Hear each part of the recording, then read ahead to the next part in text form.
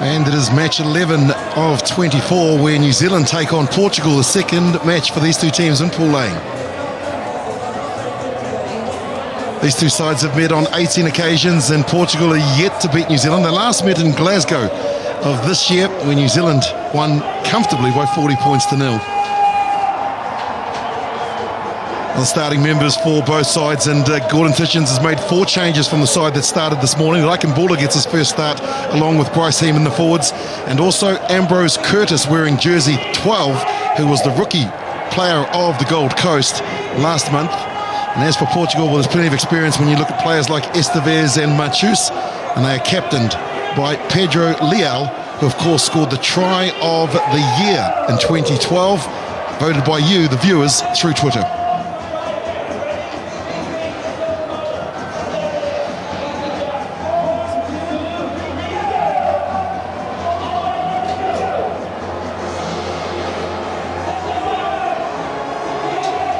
There they are, Portugal on the right of your screen, New Zealand in the traditional black shirt, joined in commentary by Gavin. And Gav, it's interesting watching the New Zealanders warm up. There was a lot more of the bag than they normally have, so obviously Coach Gordon Titchens not too happy with the way that they performed in their first match against France earlier today. Yeah, it was a workmanlike performance from them, if nothing else. I mean, 24 points to 5 is nothing to be sneezed at, but one felt that they really didn't get into the gears, and that's still to come, I guess. The challenge here for Portugal is that they've had so many players that have been playing 15s up until last week, in fact 9 of their 12, so, you know, it's quite difficult to make those quick changes, and especially if you're up against a top side like this. Kevin Cowley from South Africa, Willie Lose with you here, and of course the referee that we got to see was James Matthew from Scotland.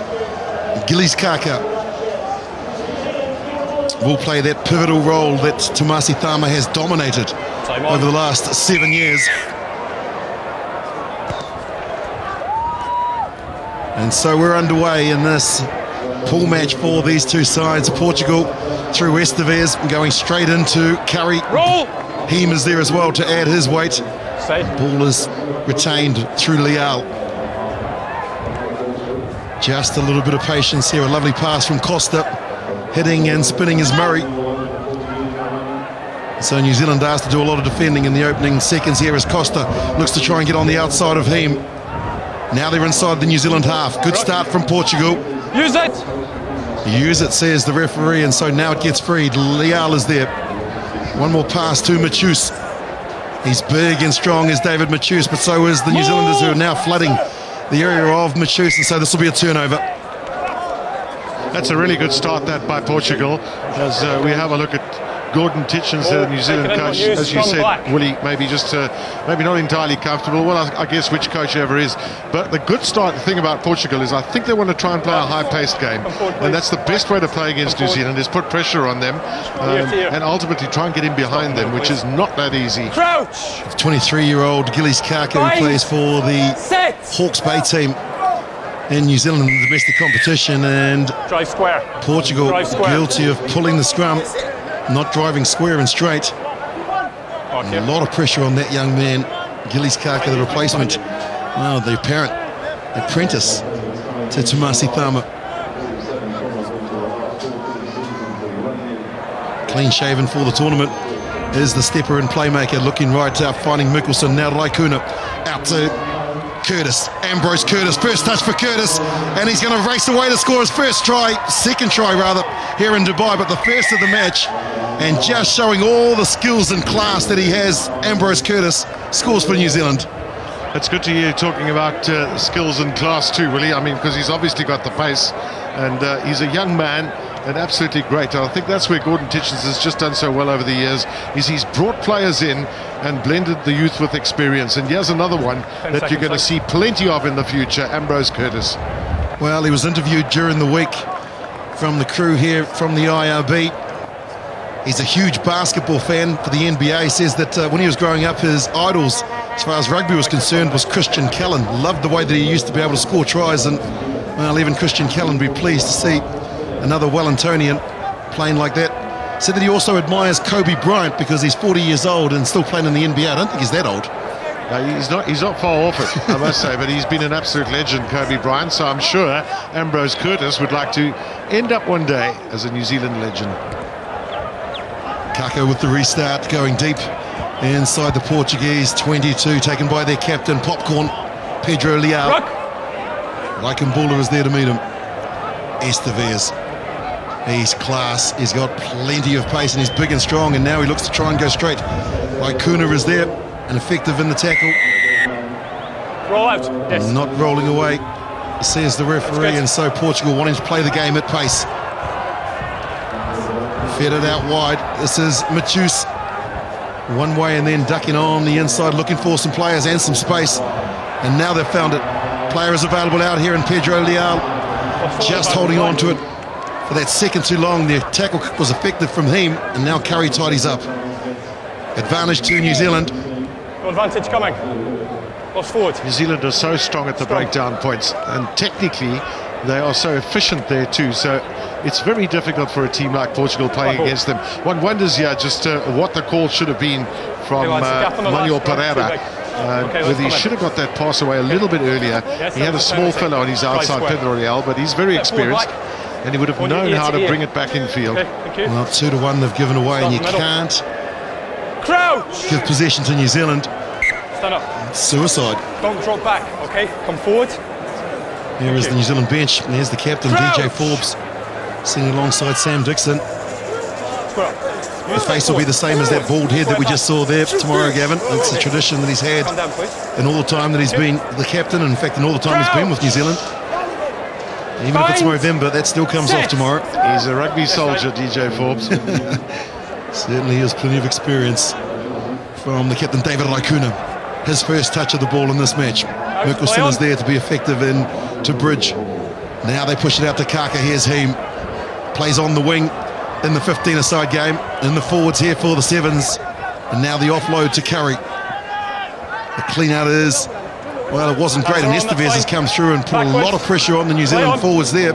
It's gone backwards, and Kaka now plays a bit of football and gets it out to Lycuna, who has Curtis on the outside. Releases, now Curtis with another chance to step on the inside. One player to beat. Leal has given up the chase. Tim Mikkelsen is on the inside. This could be the big wide pass, but Ambrose gets closer, and then he feeds Mikkelsen to score. Tim Mikkelsen, try number 118. I was just looking at my notes thinking, where is it? I know it's there somewhere. 118.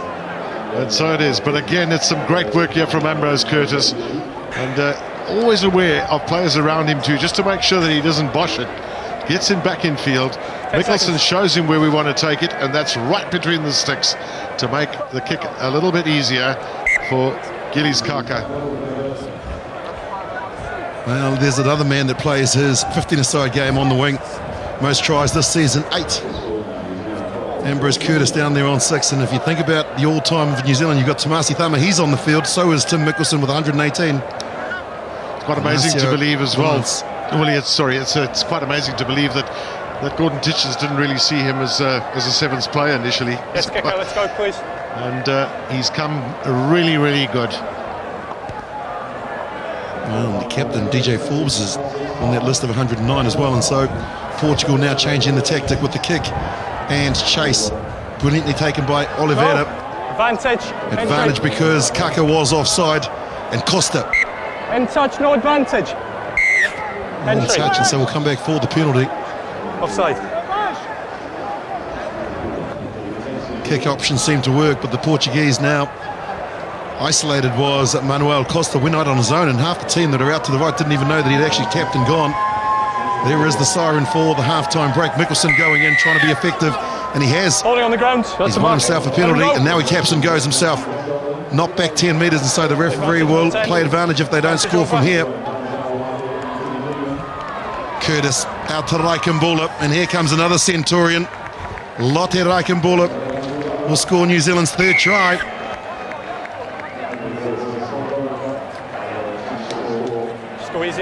Well, they've got the foot on the pedal here in New Zealand. They've their third try then of this particular match, and Lykenbula's 103rd. So a very special occasion for the big fella. Beautifully opened up, and some good basic play there from Tim Mickelson with a quick take of the ball, stayed in place, and then there was a triple overlap with lots of pace. That's one thing about this New Zealand side too. They've got plenty of pace. Well, you could see the expressions on his face as well as he was making his way down to the try line. They're just so good at finding space. That's the key to sevens, is actually just staying out. You don't need to chase the ball. Ball will always beat the man, and so the passes are effective. Straight to hand. Half-time here in Dubai at the HSBC Sevens. New Zealand lead Portugal 19-0. Gavin, a side that has got the experience but now needs to blood a lot of the younger players to come through to make sure that they stay as a core team. You're talking about the Portuguese? Yep, absolutely too. And that is one of their key factors, is to stay as a core team, also to try and build up, try and be part of the Olympics in 2016. And that sort of man there who has got plenty of experience, as you say, they need the successes to be brought into the team. Portuguese captain Pedro Leal looks one way and then turns and kicks the other. That's gone out on the full.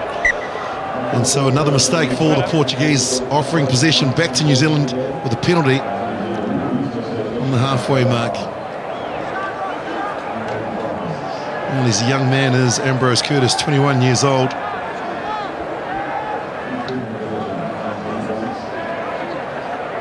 Let's go, please, Black.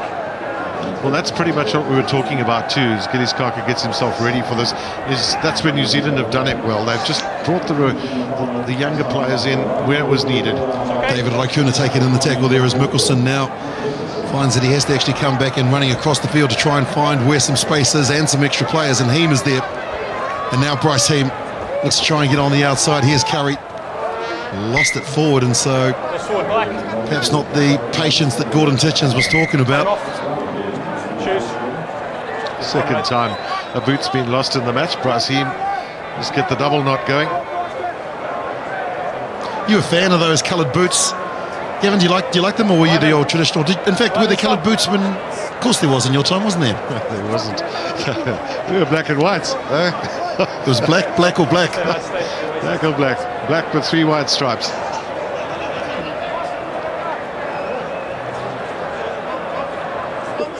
Well, there you go.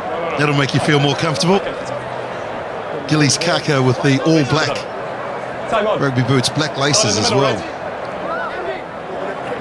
Used to be the big thrill, wasn't it? Friday night, preparing yourself for the game, clean the boots and the white laces. Yeah, you polish them, did the whole bang shoot. Now you use one and you throw it away, get another one. It's pretty much like that, isn't it?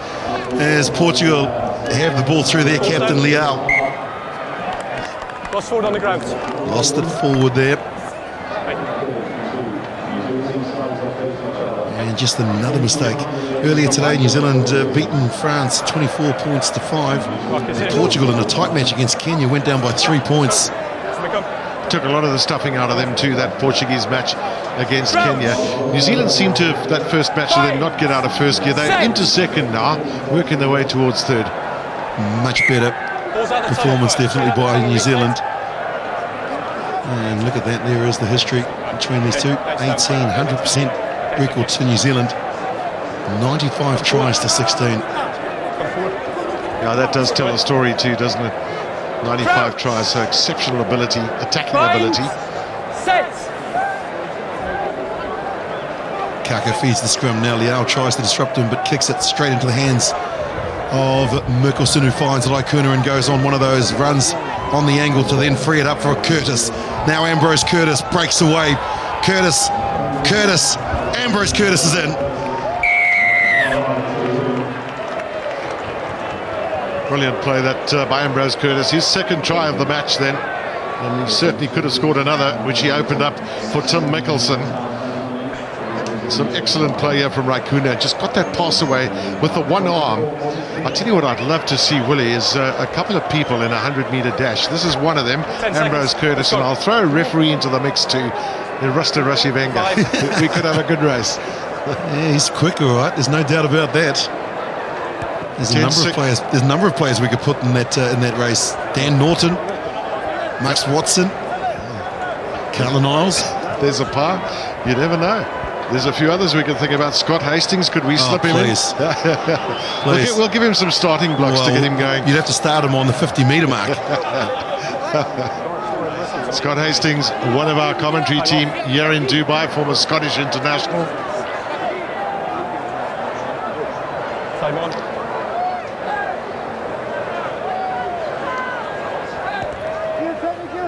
New Zealand well and truly in control of this match.